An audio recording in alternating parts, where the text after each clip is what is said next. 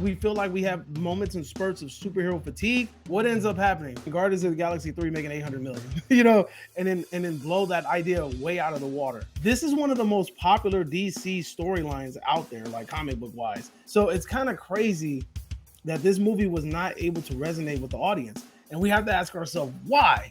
And I think the biggest reason why is because... Hey everybody, Dragon Movie Guy here. Welcome to another episode of Movie News You Can Use of the Dragon Movie Guy podcast. Today we will be going over several big stories. We will be talking about a rather disappointing box office for the weekend of June 16th. We'll be talking about a major player in Hollywood not quite showing up to COMICCON 2023 in the usual way. And how do you out Rocky Sylvester Stallone? One celebrity in Hollywood managed to do that. We'll find out how. My guest today is a fellow YouTuber who recently passed the 1,000 subscriber mark. Well ahead of me on the way towards monetization. YouTube. He goes by Davey from the 80s. His YouTube channel, Cinema Chop Shop. That is a great name. Cinema Chop Shop. Davey from the 80s. I like your channel. It's similar to mine. Movie reviews, some movie news. Tell me about Cinema Chop Shop. So Cinema Chop Shop, long time ago, in a galaxy far away. When I initially started my channel, it was gonna be a strictly horror channel because I'm a huge horror fan. I mean, if you look at all the stuff in the background, you see a whole lot of horror stuff. It was initially going to be a horror channel, and it was going to be called The Good, the Bad, and the Atrocious. So that was going to be my grading system, and I was going to base my whole channel off of that. So, and I didn't want to put Good, Bad, and Atrocious. It was a long name, so I was like GBA Reviews. But then I realized that caused turmoil in the search engine because everybody that searched on my channel couldn't find it because they were finding Game Boy Advance. So I had to change my channel name. Cinema Chop Shop was my second go-to, and it just had a really good ring to it. It just randomly came to me, and I was just like, Cinema Chop Shop. And I was like, oh, that's cool. Like that sounds cool. And I review everything: foreign movies, horror movies, English movies, Spanish movies, Japanese movies. I've done a couple of Bollywood films. I love cinema. Like I watch anything and everything that I can get my hands on that looks entertaining. I'm gonna tell you how I really feel. I feel like a lot of channels hold punches because they're afraid to either offend somebody or they're afraid that their opinion is going to get them blackballed or is going to get isolated. And me personally, I don't give a damn. I'm gonna tell you, if I feel like something sucks, I'm gonna say it sucks. I've been talking about movies for years. I was like, why don't I just sit in front of a camera and just do it on the internet so that more people can actually hear me ramble and rant? The good juicy ones are usually the rants. I give a good rant. Yeah. I love it. And even the name Cinema Chop Shop, it's great because what do? We chop up, discuss, and kind of chop them all up, rearrange them how we want to talk about the movies. Our first headline of the week is a rather disappointing weekend across the board for June 16th. A lot of movies came out last weekend. Not a lot of people went to go see them in theaters. Big one, though, was The Flash. The Flash was projected to make $70 million. Took home 55. All the way across the board, we have Disney failing. My favorite one that I was looking forward to was The Blackening. That took $6 million down at the box office. Elemental came in short of $30 million. It was at $29 million. Spider-Man at number 3 was at 27 in its third week. Transformers Rise of the Beast, 20 million, and Little Mermaid rounding out the top 5. Oddly, Disney releasing 2 animated movies back-to-back for some reason, wanting to compete with itself, but just across the board, just surprisingly bad. Surprisingly bad box office. Does that surprise you at all? Actually, the biggest surprise box office wise is The Flash, to me. Now, the Elemental thing, I saw Disney pushing it a whole lot, and they've been talking about this movie, and you've had a lot of people go see early screeners to this movie and talk about how great it is and da-da-da-da. And you can tell these are the people that are trying to, like, sheep the masses in. They're like, come on, guys, follow me to the promised land to 800 million or more. That's what they're trying to do. They're trying to shepherd the audience into going to the theaters and buying it. But at the same time, I mean, it's crazy that a kid's movie failed. It's really crazy that a kid's movie failed. But at the same time, Elementals came out the same weekend as The Flash and The Blackening, correct? Yep. So all 3 were new last week. Yeah, I think it was a bad idea for all 3 of them to go against each other because they're splitting the box office numbers. I think that they should have just kind of did it on their own. But out of all the movies, I really feel like The Flash should have been able to pull that out because one, it's a superhero movie. I mean, although we feel like we have moments and spurts of superhero fatigue, what ends up happening? You have a freaking Guardians of the Galaxy 3 making 800 million. You have a Thor making almost like $1 billion. Like you have these movies come out and then blow that idea way out of the water. And these are movies that people are predicting that aren't going to be that good, but then they turn around and do a whole lot better than people expected. Like I don't think anybody thought Guardians 3 was going to make 800 million. Like I sure as hell didn't. Blackening had a budget of about 5 million. So 8 million ain't that bad. I mean, if they can at least double it by the time it's out of theaters, I think they'll be in the green. So I think it's really important to kind of look at the budget in regards to how much they take home. So like example would be Terrifier. Terrifier, they made it with a couple $100,000, but they took home 15 million. That's a huge green for them because you're in a couple of $100,000s and you made 15 million. On paper, people are going to be like 15 million, that's nothing. But when you look at it, when you compare it to the budget, all of that is keepsake. They're keeping all of that. So, I mean, the Blackening before it leaves the theater, I think it's going to at least double or triple its money. And that's the great thing about horror films from a business perspective is if you get that one central idea and then have a cast of really cheap young actors, you don't have to make that much money at the box office. We saw with Megan and we saw with Smile, good young filmmakers over-delivering on a horror film concept with a really simple concept, better execution. And if it makes 70 or 80 or 90 million on a $5-10 million budget, then you're going to have sequels galore. Definitely. That's the one thing about horror movies that drives me crazy is that they don't know when to quit. They don't know when to quit. When the money stops. Well, exactly. They're taking Fast and the Furious took a page out of horror. They're like, hey, look, they ain't stopping. They making all this money and they ain't stopping. We ain't gonna stop either. We're gonna keep dishing out these horrible movies that started off about cars and they're not about cars anymore. But let me go back to the Flash. The reason to me why Flash was so disappointing was because superhero movies tend to make money, right? On top of that, you have the nostalgia factor with Michael Keaton. He was advertising the commercial, and then you have also the backbone that this is one of the most popular DC storylines out there, like comic book wise. Yep. This isn't a Killing Joke or like the most popular among DC comics. Like those are like the most popular story. If you tell people like, hey, give me like your top 5 stories in DC comics, Flashpoint is probably going to pop up in there and on most people's top 5. So it's kind of crazy that this movie was not able to resonate with the audience. And we have to ask ourselves why. And I think the biggest reason why is because it's either Ezra Miller, right? All of the things that he went through and nobody was willing to support him, which I don't blame people for it. He did some heinous things. The people upset that James Gunn was hired and basically kind of this was the end of the road for the old DCEU. And people were feeling like, what's the point of me going to see this movie if it's just going to end the universe? Or we have the Snyder fans who want Zack Snyder's movies to continue, and they have band together and boycotted this movie because their money matters. So those are the only 3 things that make sense to me. Snyder fans. I don't know what it is, but like Snyder fans are sort of like soccer fans. Like I'm a baseball fan, but if you don't if you hate baseball with the passion of 1,000 suns, I'm like, all right. But if I tell soccer fan that I don't like soccer, they get all offended and stuff. So I think Snyder fans are sort of the same way.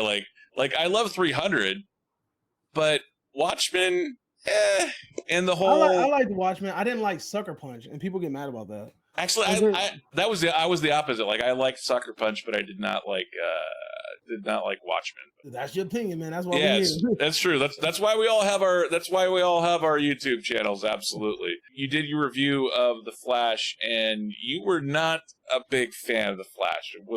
Am I right with that one? Like, yeah, I was highly disappointed. I expected a lot more. Like, I expected a more cohesive film. It was too many empty spaces for me. Like if you're going to make this type of movie, I feel like the storyline should compel you from beginning to end, and I felt like it didn't do that. The beginning is terribly boring. The middle is like the most interesting part and my favorite part. Chop out the beginning and the end, like cut it out and just give me the middle. I'll probably say this movie is an A+.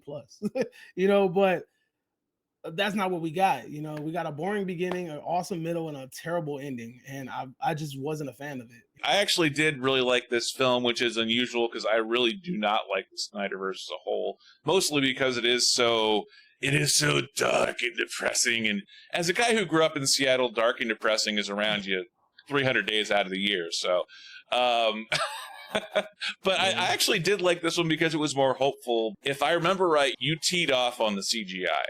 And CGI is a major pet peeve of mine. Those damn babies. I'm sorry. Yeah. Those babies and that dog, and then you have to remind us of how bad the CGI was with the dog at the credit scene. I was like, no, come on, man. Like, no, like this, why? And maybe it's just because my standards for the DCEU couldn't be any lower. So when a movie comes out that's only that isn't half bad, maybe that's me like being overly excited for, yay, it didn't suck and the CGI was only kind of bad, versus if this was a Marvel movie, if anything was in there in a Marvel movie that was off, I'd be like, with Wakanda Forever, the animation on Namor's that feet. Coffin scene. People got mad at me for pointing out how ugly that coffin scene was. Yeah. That was the ugliest damn coffin. Like, dude, you sent Chadwick Boseman off in PS2 graphics. That's what we doing? Like, I was like, that reminded me of like Vigilante 8 Second Assault. Like, I'm like, what are we doing here? It was terrible. And just Namor's, the wings flapping on Namor's feet in a really bad Mercury impersonation. I was just like, oh, come on, Marvel. Got to do better than that. But if that was DC, I was like, well, that actually doesn't look too bad. Just because my standards for DC are so darn low. I saw The Flash at CinemaCon. I got to go to CinemaCon. So that was like the big, like, well, I just saw The Flash first, and I saw The Flash where Celine sings. I need to find out how to get to CinemaCon. I want to find out how to get in there. Because don't you have to be like, how do you... Because I thought at first it was only for people that own like theaters. But then I've been slowly seeing like other people kind of creep in. It is unless you know a member of the media, which is how I got in. So basically, yeah, it was media passes and covering it for a bit and agreeing not to release any official releases. But then again, like the John Campea show, I normally do on my channel, I do instant movie reviews where it's just me and my cell phone. Yeah. And I didn't even bother shooting an instant movie review because they're like, we'll take your media credentials away. Yeah. On my way home, I had John Campea going in the background, and John Campea was doing a movie review of The Flash that had just finished showing. Like, people were still filing out of Celine Dion's theater at the Coliseum there. So yeah, I know a couple of people that went there and they reviewed it as well. So I think that only applies if you crap on the movie. I really feel like that's what it is. Like, I feel like if you praise the movie, they're gonna be like, all right, free publicity is better than no publicity. Let's go. Let's keep it up. Let's keep it up. Keep it up. Don't ban them. If you were to crap on the movie, like let's say I saw it and I gave my honest opinion, like the one that I gave in my review. You know, if I would have did that, they probably would be like, oh yeah, you never come back to CinemaCon. They're gonna have my face on the wall. They're gonna be like, this guy is not allowed. If you see any cinema chop shop merchandise, do not let him in there at all. Like, you know, he's banned. I probably won't even be able to go in there like when there's no CinemaCon. They'll just ban me from the building. But yeah. I've never actually been to Comic-Con. Have you ever been to Comic-Con? Nah, I haven't really been interested in going. I'll mostly be there for vendors and maybe like guests. I don't really find the whole like waiting in a hallway full of like stinky, musty people, like waiting to see like a trailer for the Marvels or something. Like, you've been to conventions, right? I went to one Star Trek convention back in the 90s, right when Voyager was coming out. But other than that, I haven't been to any big conventions.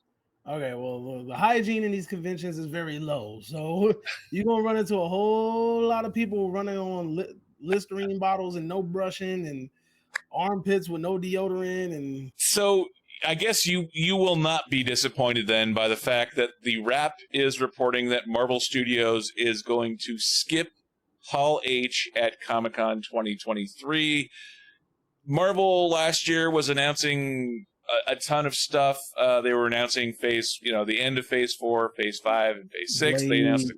couple of Avengers movies, but with the writer's strike going on this year, productions being shut down and dates being shuffled, and they already announced a couple of date changes for Captain America 4, for Avengers 5 and 6, and they even moved up Deadpool 3. Deadpool's still filming, like even with all the stoppage, right? I heard that they're still moving forward with filming. Yeah, they started filming in middle of May, which is really weird because considering how much Ryan Reynolds how much improvisation Ryan Reynolds does as Deadpool, that really does amaze me because theoretically they can only be shooting the written word as to what's on the page right now. I mean, now granted, with Deadpool's mask, you can see the mouth moving, but you can't really see what the mouth is saying.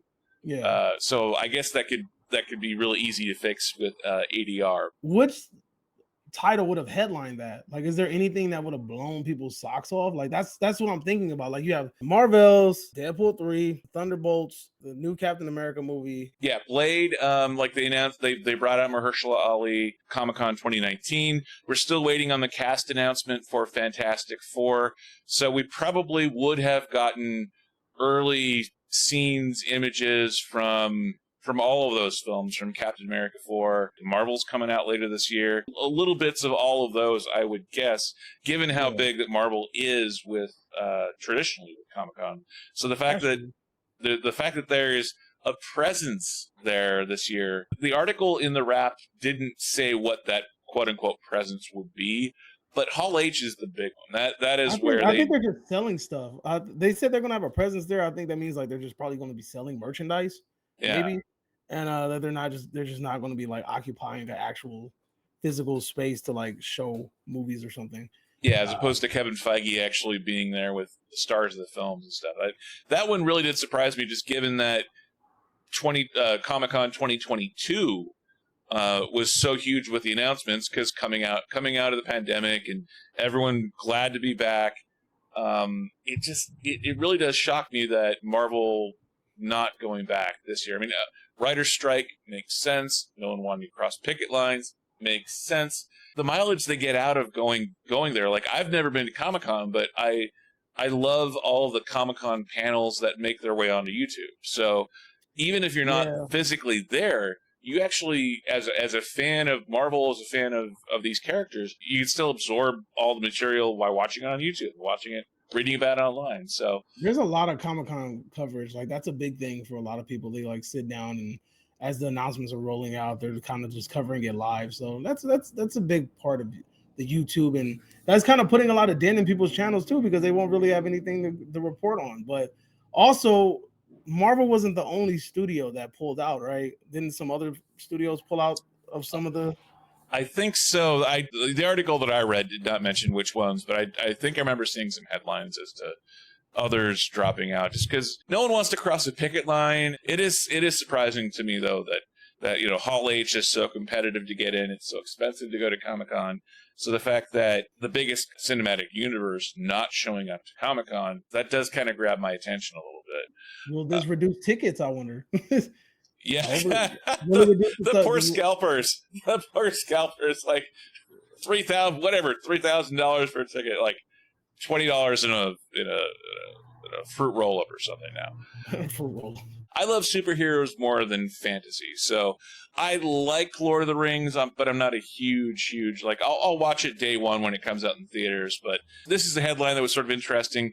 A Swedish company named Embracer paid $396 million for the Lord of the Rings rights. That's film, that's TV, that's internet, that's toys, that's everything. This particular article did not have, it didn't say 5, 6, 7 years, however long it is, but spending $396 million on Lord of the Rings, especially on the heels of how much Amazon paid for that Lord of the Rings series. Show. Are you surprised that the Lord of the Rings franchise got $396 million just for the rights to produce content? That seems like a steep price tag, but I mean, with everything in the world, it seems like the price of everything is going up. So I'm not surprised with the price tag, but it really just depends on what you plan on do with it. If they do this and then they do absolutely nothing but put out some toys, then this was pointless. You know what I mean? Like, you better utilize this to the best. You better put out comics, you better put out toys, you better put out series, you better make a theme park with a freaking Lord of the Rings attraction. Like, you need to try to utilize this as much as possible, because what you don't want to do is you don't want to end up in the red. You know, like this, you don't want this to end up being a stupid investment and you just invested in something based off of the name. But once you got it, you're like, well, damn, what are we gonna do with it? Like, we got it now. So what are we gonna do with this? Like, what are they gonna rent it out to Amazon or something? We own the rights now, Amazon. We know you got deep pockets. Pay us now. You know, we're the stakeholders here now. So unless they're just trying to like, oh, we just gonna like milk Amazon out of as much money as we can and then try to make all of our money back through Amazon. That's the only thing I can think of. Are they just going to do like Frodo Chia Pets? What are they going to sell? They better have some sort of an idea after spending that much money, because on one hand, though, $396 million just on the face of it sounds like a lot. But considering that Disney paid $4 billion for Marvel and $4 billion for Star Wars, Lord of the Rings in some ways at 10% of that amount. Yeah, I can't see Lord of the Rings, Marvel and Star Wars and Lord of the Rings. Those is like, man, that's apples and oranges. I could do a whole lot with Star Wars. Like, you know, I could do a whole lot with Star Wars. There's a whole lot of stories to tell that many people will be very, very happy to hear. As we've seen, like, you know, I mean, even though people aren't really happy with what we got with Star Wars, including myself, but that's a conversation for another day. You know what I'm saying? Yeah. Like, there's plenty of things that you could do with it. Lord of the Rings, on the other hand, like, that's a very niche property. It's a very small community that you're going to try to sell this product to. So whatever you choose to do with it, you better do it big. Because I mean, I would probably reboot the whole damn series and just put them back all in theaters or something, because I don't know how they're going to make their money back. Like, that's a lot of money. Unless you open up a theme park, you just have Hobbit Land or something, you know, like the Shire, you know. I believe that this company, the Swedish company, just bought a comic book, right? They own. I think they have Dark Horse Comics, I think. That alone tells me like you ain't got much on your resume to show me that you know what you're doing with these properties. It really just feels like you're just like, if I have an opportunity to buy a big name, I'm gonna do it. And you just like, oh, that sounds like a good thing. I'll buy it. Anybody got any ideas? Funko Pops? Anything? Records, vinyls? What are we doing here? That would make a lot of money. Funko Pops are everywhere. Right. Corporations, get your act together. Right. If you had to pick a Lord of the Rings character that is your favorite, who is your favorite Lord of the Rings character? Or if you could create a Lord of the Rings character, who would you create as a character for you? So I did used to play the Lord of the Rings video game. I did play that. And the reason we played it is because it was like a multiplayer thing. And the idea of like all of us fighting at one time was pretty cool. And we used to play Marvel Ultimate Alliance, and like we all had our superheroes that we picked, and we used to do that. I was always the elf because he was a marksman, like he was the one that used the arrows. So I'm always a fan of like bow and arrows. I'll probably pick an elf or something. If you can make me a black elf or something, you know what I'm saying? Like I think we could. I think I'll rock with that. Love it. It's always fun to cosplay a little bit and to kind of role play and do that thought experiment of like, well, if I were in a Lord of the Rings movie, who would I be? Like, I have no clue who I would be. If I ever get this digital art thing and I can find somebody to do some stuff, man, I'm gonna try to cosplay as one of my own characters. That'll be cool. Nice. Yeah. Would you be the main character or would you be a background character? Like, be like George Lucas in the background? If I envision a person to be like this big tall dude or something, like I ain't tall, so I gotta find somebody that's tall that fits the bill. I mean, either that or we're gonna have to do some Clint Eastwood stuff, and we're gonna have to like bring the doors down, and you're gonna have to give me some stiletto boots, and I gotta look taller than what I really am. Like, you know, I mean, there's ways around it. I mean, if it's my movie, I'm probably going to end up being the killer or something. They've always said that like the best way to cast yourself in a movie is to write yourself into the cast to where no one else can play the character except for you. So. Yeah, Tarantino casting himself as a man smelling feet, so, you know, he lived his best life. That's true. Do you watch a lot of Netflix? So, like, we got the cheapest Netflix. I'm not even gonna lie to you. Like, A Man Called Otto, the Tom Hanks movie. Yep. So we watching it, and then, like, when we're about to click it, there's a lock on it. And I've never in my life seen this on Netflix. There's a lock on it. Certain movies are locked if you have the cheapest tier for the thing. I didn't know that. I thought it was just you just had to deal with ads. That's all I thought. I was like, okay, you just deal with ads, whatever. It's crazy. They lock certain movies if you're in the lowest tier. Like if you are not paying at least for like their second tier system, they lock movies. Netflix is doing all kinds of weird stuff nowadays, trying to get more revenue, and also the thing that they're changing that they changed this week that made some headlines is that Variety is reporting that Netflix is updating how they report their viewership numbers. Because they in the past they've just done how many minutes were watched, and now they're going to include a few more metrics, because when you're talking movies, you know what the box office is. That's verifiable.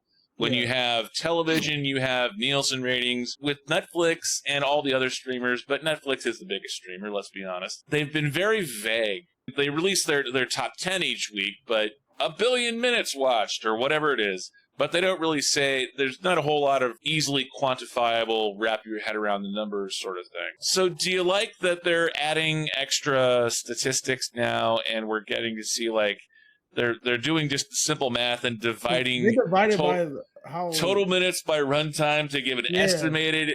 Do you like the extra metrics that we're getting here? Like Wednesday kind of got bumped up above Stranger Things. The only thing that I like is that from what I looked into, they're starting to separate it too, right? Like they have like a top 10 foreign thing, and then they have like the English one, and they have like different categories now. Like it's not just like, oh, just in general. I believe so, yeah. Like this particular one that I have a screenshot of is most popular TV in English. So yeah, exactly. And then one is like most non-English or something.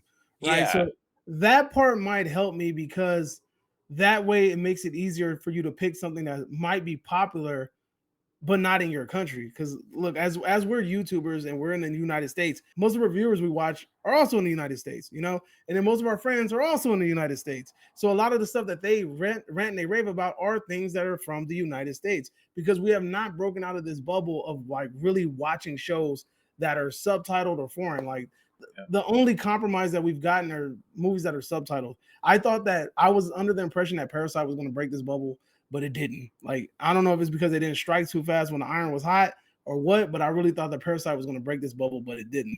So that part helps me out, because now I get a better idea of like, okay, this is what's popping all over the world, and or what the world is watching, things that are not involved in the United States. You know, log on to social media and you'll see what everybody's ranting and raving about. We all know that everybody likes Stranger Things. We all know that everybody's watching Black Mirror. We all know that everybody's watching Squid Games because it was hella popular, you know? And I mean, you can really tell the popularity of Wednesday. You can tell the popularity of something because now you're starting to see the merchandise in the store. It's really easy to tell when something's popping in America because you see it everywhere. America capitalizes on that as soon as it becomes a trend. It becomes trendy. Everybody's talking about it. Once you see little kids walking around with it, it's a wrap. It's over. Does having these extra numbers help you decide what to watch on Netflix? No, in regards to like English movies, no. Maybe foreign movies, yes. The feature that I appreciate on Netflix is when it recommends something based off of my watch history. I find that more useful than like the top 10 list, because a lot of the times, dude, these shows don't really live up to the hype. Just because something's trending and something's in the top 10 and a lot of people are watching it doesn't necessarily mean that it's good. You know, that's why it's good to kind of like watch the trailer, kind of vibe off of it, maybe read the little synopsis. If it's a TV series, watch an episode, see if you could dig it or not. You know, there's been plenty of times where something's been recommended that is top 10 list, and we'll watch an episode and be like, you know what, this ain't for me. And I just check out and go do something else. The recommended feature is usually the best one I go to. It's interesting too that you point out, I did not realize that there was an accessibility thing with Netflix now for movies like A Man Called Otto. Well, at the beginning of the movie, it tells you, it says, talks about suicide and this and this and that. So like, you know, you might want to like ease up, you know, if it's something that's going to bother you, you might want to just turn this off. It's not quite how they handled it in It's a Wonderful Life. You know, it's dealt with at the very beginning and, Clarence and Zuzu's pedals, but we don't have Zuzu's pedals in A Man Called Otto. I gotta ask you, since we're on the topic of A Man Called Otto, are you a crier? Did you drop a tear? I did a little bit, you know. Like I dropped a tear, dude. They put the damn, I was gonna say Maxwell, but it's Kate Bush. It's Kate Bush's song originally. That Woman's Work song with the freaking bus scene. Oh. You got that singular Native American tear, man. That singular one. I was so surprised that Tom Hanks was playing an Ed Asner type character. Like, he was so persnickety and he was so like, kind of thing. Like, he was so curmudgeonly the old man, sort of. Like, he was basically the old man from Up.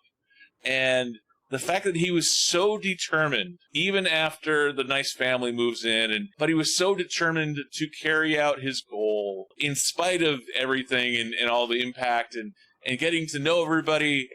That part did surprise me a little bit that like they stuck with that part of the storyline and there wasn't a happy ever after kind of an ending. I mean, it makes sense. I saw it coming though. Like the ending, I definitely saw that coming. And I believe, isn't that the one that played the younger him? That was his son, wasn't it? I believe so. It wasn't Colin Hanks. It was Truman Hanks. Yeah, because it was the one that I was like, did you know that was him? I'm like, damn, he looked like a chubby Joaquin Phoenix. Yeah, like it's the son that doesn't really look like Tom Hanks as much as Colin Hanks does. How do you out Rocky? Well, if you're spending $58 million to buy Sylvester Stallone's house, might as well throw in the Rocky statue that's around the swimming pool. It was announced last year that ADELE had bought Rocky's house, but Sylvester Stallone came out in Entertainment Weekly, talked about how it came down to the deal breaker. Everyone has deal breakers. You have deal breakers at work. You have deal breakers in relationships. You know, you'll go so far, but no farther. And for whatever reason, ADELE buying Sylvester Stallone's house, she wanted the Rocky statue. And there's actually a picture of it here from the article. This right here, I don't know if you can see this. This Rocky statue on the edge of this giant swimming pool. And this was what ADELE was willing to walk away from the house, from Sylvester Stallone's mansion in LA, if not for this particular statue. What's interesting is Sly Stallone was trying to sell this house for a while, and $58 million might sound like a lot, but when you're asking for $100 million plus, clearly he was settling downward. I don't know whether this was ADELE just trying to out Rocky and try and get, just some random statue, because does the statue really even have that much value if Sylvester Stallone doesn't own it? I have the Rocky statue that used to be owned by Sly Stallone. If you had the opportunity in the cash, would you try and get the Rocky statue if you're buying Sly Stallone's house? If I really wanted, so look, if I wanted Rocky's house, I'm definitely asking for the statue, because I mean, what's the point of buying his house without I bought Rocky's house. How do I know? You point to the pool. It's there. Like, that's your proof, you don't have to, okay, yeah, you valid. Okay. But imagine him taking it and be like, well, there used to be a Rocky statue right there. I think that keeping the statue there, it keeps his history there. Like, it's a piece of its history, and therefore it stays there. It's like the crack in the Liberty Bell. Like, they never tried to fix it. You know what I'm saying? Like, it's like, if it's a part of history, then just leave it there where it's at. Because if I'm buying somebody's house and there's like an integral piece to the reason, because she has to be trying to buy his house for a reason, because she's a fan of his. You know what I'm saying? So that's the reason why she wants to keep it. That's what I think. I would want to keep it. It's weird too, because if you widen out the picture a little bit, ADELE is ripping apart the entire house. So she's doing a multi-million-dollar down to the studs remodeling, rebuilding, whatever it is. She's doing major remodeling work. So the fact that's sort of interesting is that she's not just keeping it as a giant homage to Sylvester Stallone. She's spending lots and lots of money. But the fact that she wanted that statue, that's a little baller, though. I do love the ballerness of it, of you're Sly Stallone, you're Rocky, I want your Rocky statue. Right? It's like buying Tyson's house, and he's getting ready to take the belts off the wall or something. Like, no, keep the belts.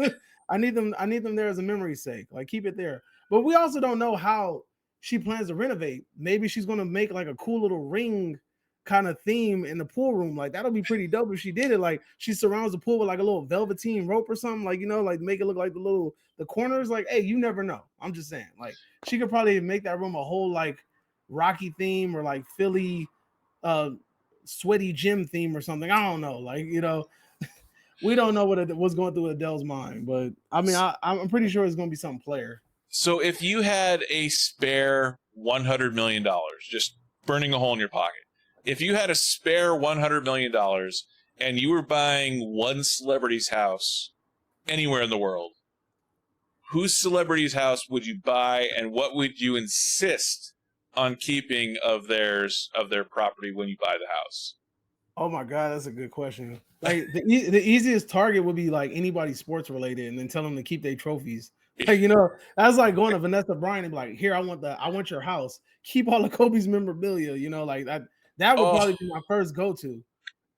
That's probably gonna be my first go to. Like I'm going to Kobe's house. I want all of his memorabilia, all them trophies, rings, all of that. Keep it in the case. I'm buying a house, but I need that to stay in there. Like if that's it. Movie stars. for example, if you were going to buy Skywalker Ranch, would you insist on keeping R2D2? Oh hell yeah, dude! That's like me buying Neverland Ranch. I want the monkey too. Like, give me Bubbles. You tripping? Like, That's a whole other thing. Like, buying monkey, Neverland. I want the giraffe. We keep the Ferris wheel. All of that stuff. I want all this stuff to be here. It'll never be open, but I want it to be here just for keepsake. Now, would you remodel Neverland Ranch if you bought Neverland Ranch, or would you keep it the same just out of morbid curiosity? That's a good ass question. I don't know. I would want to keep it like I would probably have to take a walk in there and see what he has like already established, and then see if it's something I can do to amplify that and make it look like more Mike-ish. But I don't know, something inside of me wants to just knock it down and build like a fake ass Disney World. Yeah. And then put like Neverland Ranch in like the Disney font. I don't know. Something inside me wants to do that, but I don't know. Yeah, like in the same way that Elon Musk just blew $30 billion buying Twitter just for the hell of it. Why sitting on the toilet like, I'm gonna buy Twitter. Yeah. Why the heck not? Why not buy Neverland Ranch and do whatever you want to do with Neverland? Why not buy the Playboy Mansion? Why not buy Hyannisport from the Kennedys? Like, why not buy any one of these major properties? Buy the grassy knoll. Oh. It's true too, yeah. What do you have coming up next on Cinema Chop Shop? What are you working on? I want to do my Saturday live streams again. My Saturday's live streams are called Chop It Up. So you get it, Chop It Up, Cinema Chop Shop. Yeah. But anyway, yeah. So goes well with the true crime. Right. Chop it up. Yeah, today we're going to talk about Ted Bundy and how he chopped people.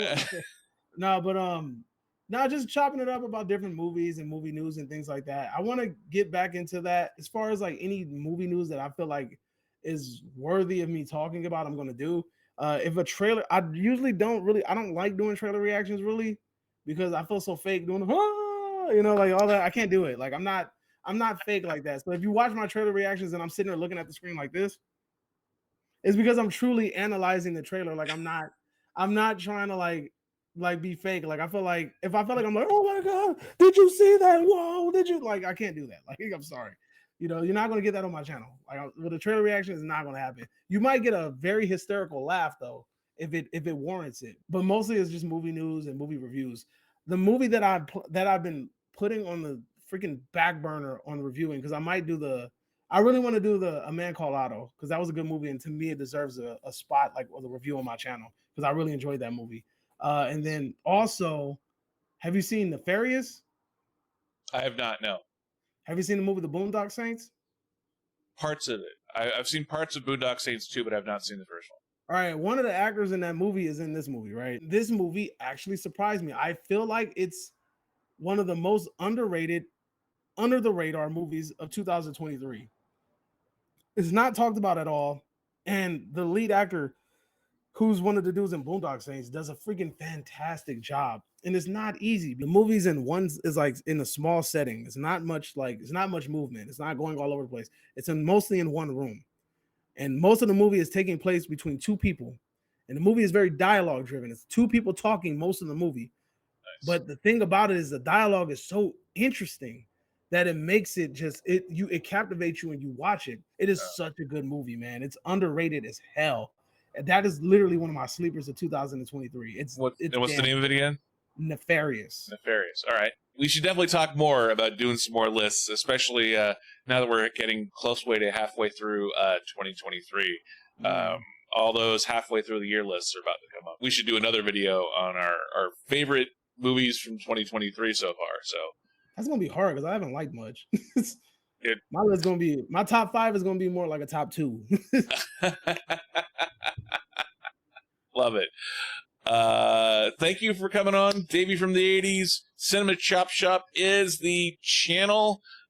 Any other things you'd like to plug on your channel before we go? I got a video dropping tomorrow. It is the most overrated horror movies. Me and one of my guests, 7 Feet Under, we had this discussion about horror movies that we feel were overrated. Some of these picks might rub you the wrong way. So there's a trigger warning right now. Some of these picks you might surprise you. So go ahead and check in that video, tap in. Let me know what you think. It'll be premiering tomorrow. I'll try to be in the chat to interact with you guys if I have the opportunity to. If not, drop a comment or something like that, and I'll get back to you when I get back to you. Most overrated horror movies of all time. So that way we encompass the old movies and the new movies. Most overrated horror movies of all time is the video. Cinema Chop Shop is the YouTube channel. Davey from the 80s has been my guest. Thank you for coming on. And one last check on the chat. My subscriber, Miss T /moderator, came by to say hello. Yay, thank you for stopping by. What was your favorite headline of the week? Let us know in the comments section after the live chat. Live stream is ending here. So thank you, everybody. And I will see you all next time. See you, everybody.